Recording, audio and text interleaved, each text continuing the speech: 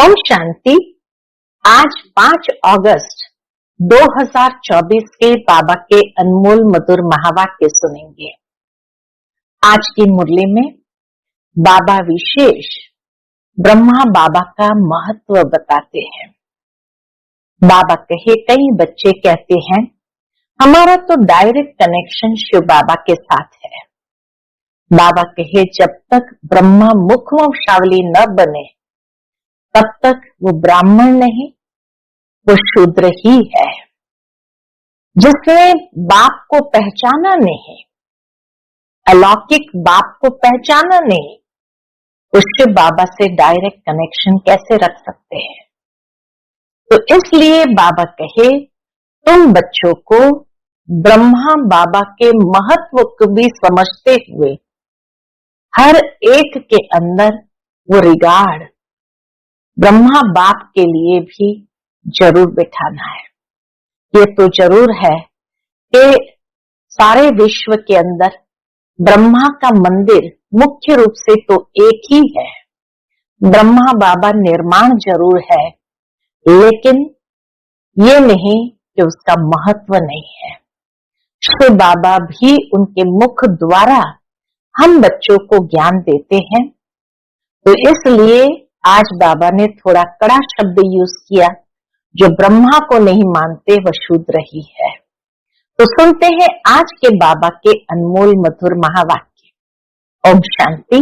मीठे बच्चे, तुम्हारे में ऑनेस्ट वह है, ऑनेस्ट यानी ईमानदार वह है जो सारे यूनिवर्स की सेवा करे, सारे विश्व की सेवा करे, बहुतों को आप समान बनाए, आराम पसंद न हो। आराम पसंद नहीं तो उसको बाबा ने कहा ईमानदार सेवाधारी। आज की मुरली से प्रश्न है, तुम ब्राह्मण बच्चे कौन से बोल कभी भी बोल नहीं सकते? उत्तर है, तुम ब्राह्मण ऐसे कभी नहीं बोलेंगे कि हमारा ब्रह्मा से कोई कनेक्शन नहीं, हम तो डायरेक्ट शिव बाबा को याद करते हैं। बिना ब्रह्मा बाप के ब्राह्मण कहला नहीं सकते। जिनका ब्रह्मा से कनेक्शन नहीं, अर्थात जो ब्रह्मा मुख वंशावली नहीं, वह शूद्र ठहरे। शूद्र कभी देवता नहीं बन सकते हैं। ओम शांति। रूहानी बाप बैठ समझाते हैं दादा के द्वारा। आज बाबा ने मुरली को आरंभ ही इस तरह से किया कि रूहानी बाप बैठ समझाते हैं दादा के द्वारा। बच्चे म्यूजियम अथवा प्रदर्शनी का उद्घाटन कराते हैं, परंतु उद्घाटन तो बेहद के बाप ने कब से कर लिया है। अब ये शाखाएं अथवा ब्रांचेस निकलती रहती है। पाठशालाएं बहुत चाहिए ना। एक तो है यह पाठशाला जिसमें बाप रहते हैं, इसका नाम रखा है मधुबन। ये है शिव बाबा की पाठशाला जिसका नाम रखा है मधुबन। मधु और बन, बन यानी जहां तपस्या का स्थान है, और मधु यानी मधुरता। तो जो अति मधुरता पूर्ण तपस्या का स्थान, उसको कहा जाता है मधुबन। बच्चे जानते हैं मधुबन में सदैव मुरली बजती रहती है, इसीलिए भक्ति मार्ग में भी क्या कहते हैं, मधुबन में मुरली बाजे। तो बाबा कहे, ये अति मधुर तपस्या के स्थान में शिव बाबा आकर के ज्ञान की मुरली बजाते हैं। तो मधुबन में सदैव मुरली बजती रहती है। किसकी? भगवान की। अब भगवान तो है निराकार, मुरली बजाते हैं साकार रथ द्वारा। मुरली जो बजाते हैं वह भी साकार रथ द्वारा। उनका नाम रखा है भाग्यशाली रथ। यह तो कोई भी समझ सकते हैं, इसमें बाप प्रवेश करते हैं, यह तो तुम बच्चे भी समझते हो। और तो कोई न रचता को न रचना के आदि मध्य अंत को जानते हैं। सिर्फ बड़े आदमी गवर्नर आदि है तो उनसे उद्घाटन कराते हैं। यह भी बाबा हमेशा लिखते रहते हैं कि जिनसे उद्घाटन कराते हो उनको पहले परिचय देना है। इसका बाप कैसे नई दुनिया स्थापन करते हैं, ये परिचय जरूर देना है। उनकी ये ब्रांचेस खुल रही है, कोई न कोई से खुलवाते हैं ताकि उनका कल्याण हो जाए। बच्चे उद्घाटन कराते हैं, ओपनिंग कराते हैं इसी लक्ष्य से कि उनका कल्याण हो जाए, कुछ समझे कि बरोबर पाप आया हुआ है, ब्रह्मा द्वारा स्थापना हो रही है, विश्व में शांति के राज्य की अथवा आदि सनातन देवी देवता धर्म की, उसका उद्घाटन तो हो चुका है। अभी ये ब्रांचेस खुल रही है, जैसे कि बैंक की ब्रांचेस खुलती जाती है, बाप को ही आकर नॉलेज देनी है।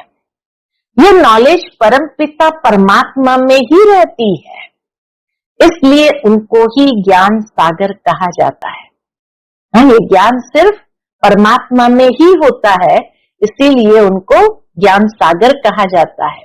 रूहानी बाप में ही रूहानी ज्ञान है जो आकर रूहों को देते हैं, समझाते हैं, हे बच्चों, हे आत्माओं, तुम अपने को आत्मा समझो।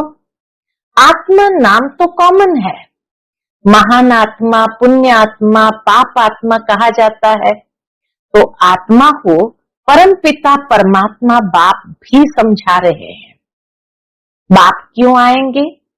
जरूर बच्चों को वर्षा देने लिए, फिर सतो प्रधान नई दुनिया में आना है।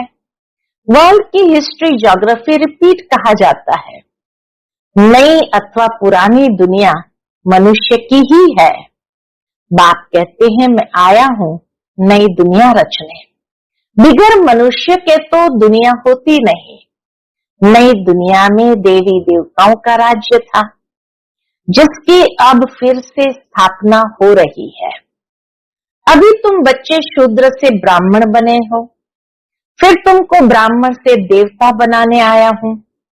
तुम यह सुना सकते हो कि बाप ऐसे समझाते हैं, तुम नई दुनिया में कैसे जा सकते हो। अभी तो तुम्हारी आत्मा पतित विकारी है, सब निर्विकारी बनना है। ऐसे पावन बनने की प्रेरणा भी उनको जरूर देनी है।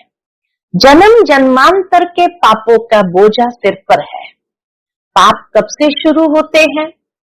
बाप कितने वर्षों के लिए पुण्य आत्मा बनाते हैं, यह भी तुम बच्चे अभी जानते हो। 21 जन्म तुम पुण्य आत्मा रहते हो, फिर पाप आत्मा बनते हो। जहां पाप होता है वहां दुख ही होगा। पाप कौन से हैं वह भी बाप बतलाते हैं। एक तो तुम धर्म की ग्लानि करते हो, बाबा कहे एक तो तुम धर्म की ग्लानि करते हो। कितने तुम पतित बन गए हो, मुझे बुलाते आए हो, हे पतित पावन आओ। सो अब मैं आया हूं, पावन बनाने वाला बाप को तुम गाली देते, ग्लानि करते हो, इसीलिए तुम पाप आत्मा बन पड़े हो। बाबा कहे पावन बनाने वाले बाप को तुम गाली देते हो, ग्लानि करते हो, इसलिए तुम पाप आत्मा बन पड़े हो। कहते भी है, हे प्रभु जन्म जन्मांतर का पापी हो। ऐसे भजन गाते हैं, आकर पावन बनाओ। तो बाप समझाते हैं कि जिसने सबसे जास्ती जन्म लिए हैं उनके ही बहुत जन्म के अंत में प्रवेश करता हूं। बाबा बहुत जन्म किसको कहते? बच्चे 84 जन्म को, 84 लाख नहीं, 84 जन्म को। जो पहले पहले आए हैं वही 84 जन्म लेते हैं। पहले तो यही लक्ष्मी नारायण आते हैं, यहां तुम आते ही हो नर से नारायण बनने के लिए। कथा भी सत्य नारायण की सुनाते हैं। कब राम सीता बनने की कथा सुनाई है किसी ने? बाबा कहे सत्य नारायण की कथा होती है, कभी राम सीता बनने की कथा सुनाई है किसी ने? उसकी ग्लानि की हुई है। बाप बनाते ही है नर से नारायण, इसलिए नारायण की कोई ग्लानि नहीं। नारी से लक्ष्मी, जिनकी कभी कोई निंदा नहीं करते हैं। लक्ष्मी नारायण की कभी कोई निंदा नहीं करते हैं। बाप कहते हैं मैं राजयोग सिखलाता हूं। विष्णु के दो रूप ये लक्ष्मी नारायण है। छोटेपन में राधे कृष्ण है, ये कोई भाई बहन नहीं है। अलग अलग राजाओं के बच्चे थे, वह महाराज कुमार व महाराज कुमारी, जिनको स्वयंवर के बाद लक्ष्मी नारायण कहा जाता है। ये सब बातें कोई मनुष्य नहीं जानते। कल्प पहले ये सब बातें जिनकी बुद्धि में बैठी होगी, उनके ही बुद्धि में बैठेगी। इन लक्ष्मी नारायण राधे कृष्ण आदि सबके मंदिर है। विष्णु का भी मंदिर है, जिनको नर नारायण का मंदिर कहते हैं। और फिर लक्ष्मी नारायण का अलग अलग मंदिर भी है। अलग अलग मंदिर भी है। विष्णु चतुर्भुज के रूप में भी है, अनेक रूप से मंदिर बनाए हैं। ब्रह्मा का भी मंदिर है, ब्रह्मा देवताय नमः। फिर कहते शिव परमात्माय नमः, वह तो अलग हो गया ना। देवताओं को भी कभी भगवान थोड़ी कहा जाता है। तो बाप समझाते हैं पहले जिससे उद्घाटन कराना है उनको समझाना है। विश्व में शांति स्थापन अर्थ भगवान ने फाउंडेशन लगा दिया है। विश्व में शांति लक्ष्मी नारायण के राज्य में थी ना, यह सतयुग के मालिक थे ना।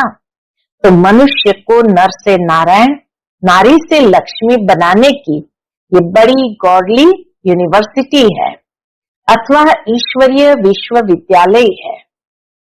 विश्वविद्यालय तो बहुतों ने नाम रखे हैं, वास्तव में वह कोई वर्ल्ड यूनिवर्सिटी है नहीं। यूनिवर्स तो सारी विश्व हो गई। यूनिवर्स माना ही सारे विश्व। सारे विश्व में बेहद का बाप एक ही कॉलेज खोलते हैं। तुम जानते हो विश्व में पावन बनने की विश्वविद्यालय केवल यह एक ही है जो बाप स्थापन करते हैं। हम सारे विश्व को शांतिधाम सुखधाम ले जाते हैं, इसलिए उनको कहा जाता है ईश्वरीय विश्वविद्यालय। ईश्वर के द्वारा स्थापन की हुई विश्वविद्यालय, जिसको भगवान आकर के मुक्ति जीवन मुक्ति का वर्षा देते हैं। ईश्वर आकर सारे विश्व को मुक्ति जीवन मुक्ति का वर्षा देते हैं।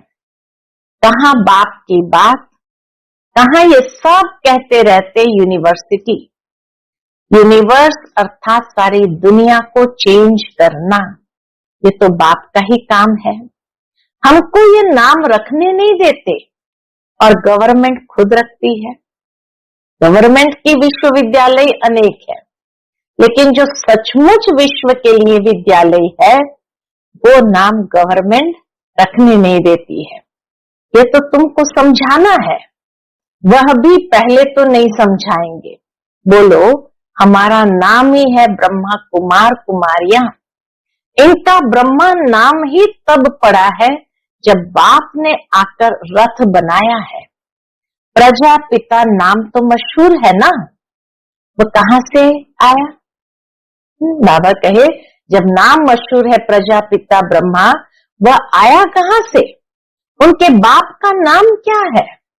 ब्रह्मा को देवता दिखाते हैं ना, देवताओं का बाप तो जरूर परमात्मा ही होगा। वह है रचता। ब्रह्मा को कहेंगे पहली पहली रचना। उनका बाप है शिव बाबा। वह कहते हैं मैं इनमें प्रवेश कर इनकी पहचान तुमको देता हूं। ब्रह्मा की भी पहचान शिव बाबा आकर हमें देते हैं। तो बच्चों को समझाना है ये ईश्वरीय म्यूजियम है। बाप कहते हैं मुझे बुलाते ही है, इसलिए ये पतित पावन आओ, आकर पतित से पावन बनाओ। अब हे बच्चों, हे आत्माओं, तुम अपने बाप को याद करो तो पतित से पावन बन जाएंगे। इतनी सहज विधि है। मन मना भव, ये अक्षर तो गीता के ही है। भगवान एक ही ज्ञान सागर पतित पावन है। श्री कृष्ण तो पतित पावन हो न सके, वह पतित दुनिया में आ न सके। पतित दुनिया में पतित पावन बाप ही आएंगे। अब मुझे याद करो तो पाप भस्म होंगे। कितनी सहज बात है। भगवान वाच अक्षर जरूर कहना है। परम पिता परमात्मा कहते हैं काम विकार महाशत्रु है। पहले निर्विकारी दुनिया थी, अब विकारी दुनिया है। दुख ही दुख है।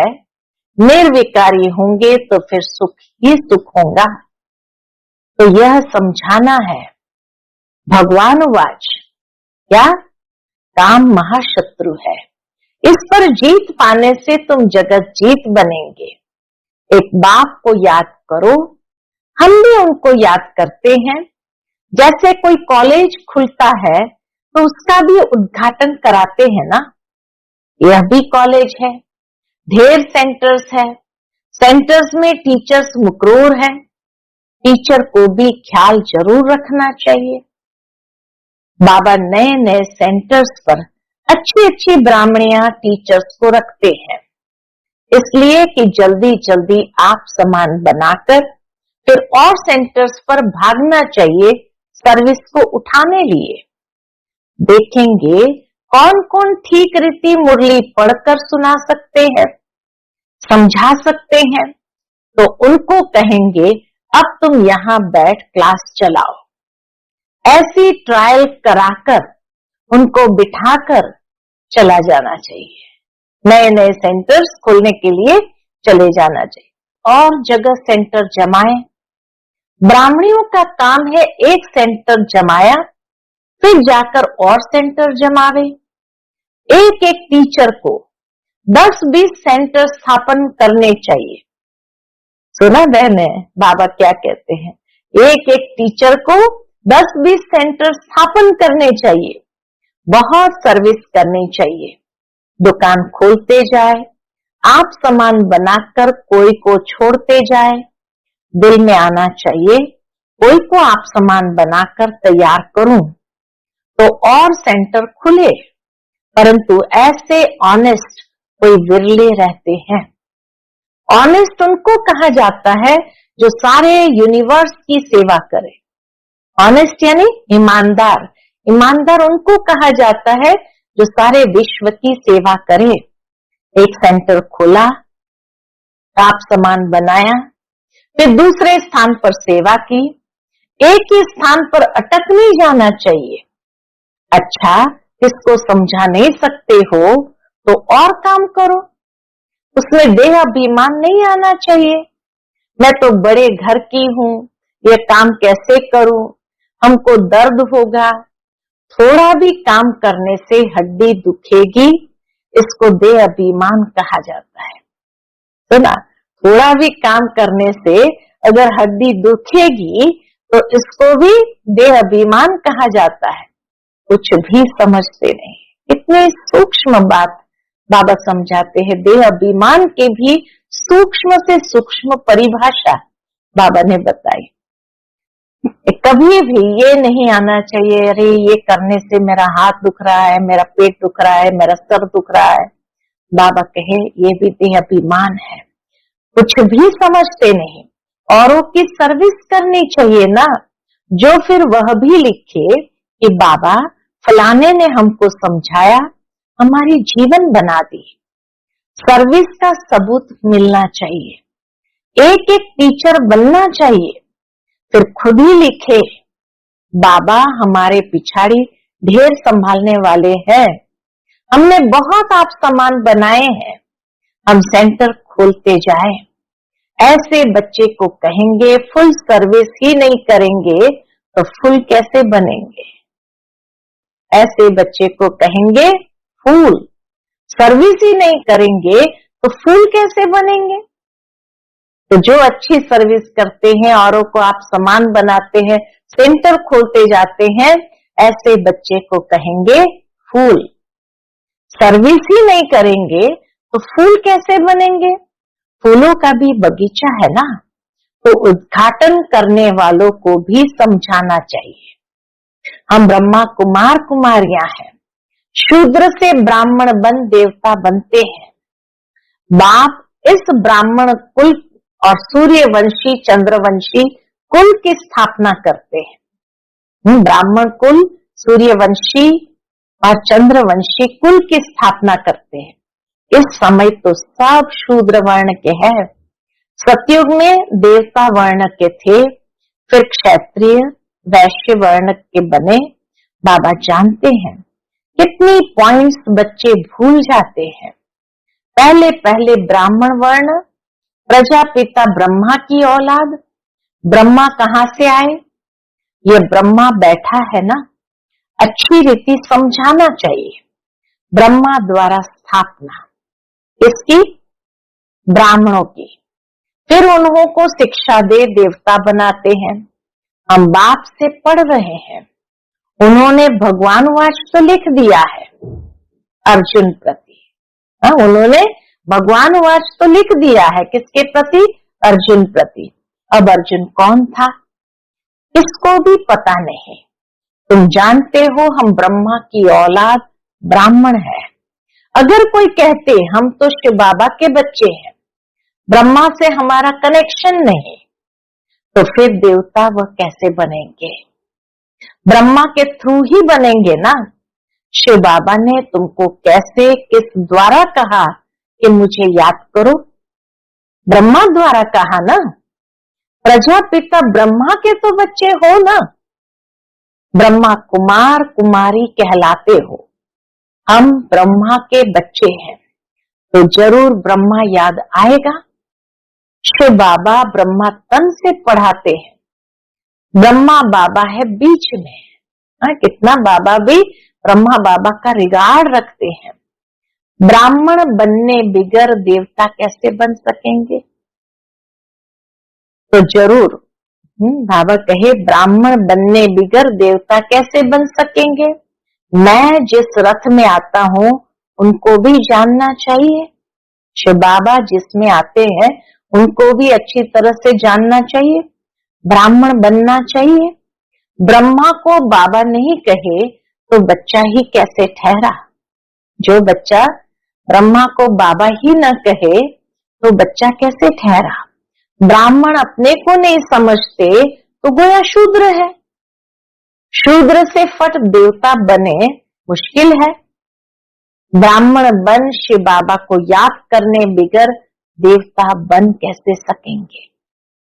इसमें मूंझने की भी दरकार नहीं। इतना सिंपल सरल बात बाबा समझाते हैं तो बाबा कहे इसमें मूंझने की भी दरकार नहीं। तो उद्घाटन करने वालों को भी समझाना है कि बाप द्वारा उद्घाटन हो चुका है। आपको भी बताते हैं कि सिर्फ बाप को याद करो तो पाप कट जाएंगे। वह बाप ही पतित पावन है, फिर तुम पावन बन देवता बन जाएंगे। बच्चे बहुत सर्विस कर सकते हैं। बोलो हम बाप का पैगाम देते हैं, अब करो न करो तुम्हारी मर्जी। हम तो बाबा का पैगाम देते हैं, परमात्मा का संदेश सुनाते, करो न करो तुम्हारी मर्जी। हम पैगाम देकर जाते हैं और कोई भी रीति से पावन होना ही नहीं है। जब फुर्सत मिले सर्विस करो। समय तो बहुत मिलता है, ये कोई कह नहीं सकता कि हमारे पास समय नहीं है।